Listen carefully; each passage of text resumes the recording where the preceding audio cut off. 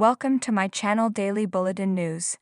Days of Our Lives prepares to say bye-bye to Connie, and maybe a few others, as her boss lights a fire we never expected. Days of Our Lives delivered some heartfelt scenes as the show picked up speed for a solid week.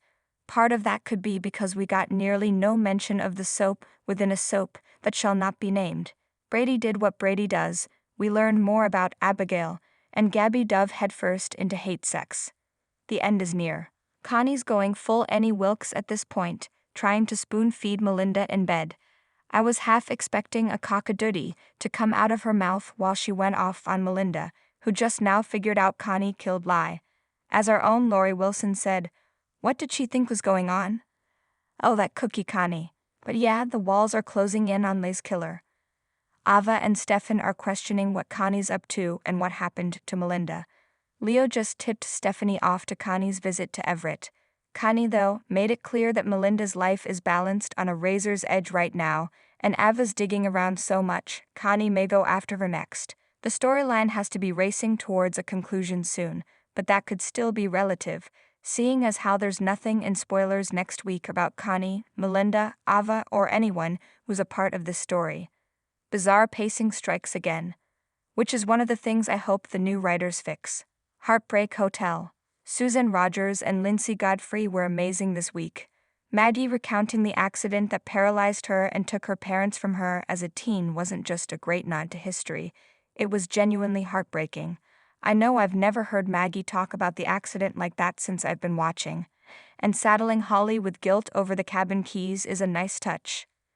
I know the grown-ups insisted what happened wasn't her fault, but I'd be into Sarah feeling some anger and resentment towards Holly.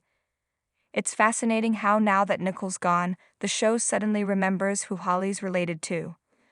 We all knew Brady would do the right thing and turn himself in, but I'm really glad Justin pointed out that he doesn't know he actually hit Sarah. Circumstantial evidence, that's all they've got. And this, folks, is why it's so shaky to rely on it for a conviction. With that said, Jada's doing a better job as a commissioner than Rafe, overwhelmed or not. Do I smell some new characters on the horizon for the SPD? Or at least returning ones? She got the wrong guy, but she got him fast. And she got him by doing the work, putting the inconsistencies together and being persistent. I'm starting to worry about Rafe though. We're just getting people talking to a bed and a hand instead of him. There's zero indication that Galen Gering's going anywhere, so it's probably just a hiatus, but it's still odd. Wait, what? I'm confused. We got the teens talking this week about how Mark raised Aaron and Felicity after their parents died. But back on the 4th, Aaron went to a barbecue his mom was having at her place. We can't even blame that on the strike, because that was written after the writers came back. I know they were trying to get a grasp on characters added during the strike, but the haphazard way this was done has me worried about the Abigail storyline now. But I'm still enjoying Annalene McCord's take. And while I don't know what Abigail and Mark have planned, I can't see him as a villain, and McCord is on contract, which means her character has to be viable enough to stick around for at least a year, which I can't see happening if she's just a villain. Also, I still think this could be paving the way for the real Abigail's return. Burn it all down. Even if she's not Abigail though, I like the thought of her and Gabby teaming up and maybe someday becoming friends again. I can understand Gabby not wanting to forgive Abigail for sending her to prison, but it was, technically, one of her alters who did that, and I've always hated how that friendship was destroyed. But Gabby going this scorched earth feels like a lot, even for her.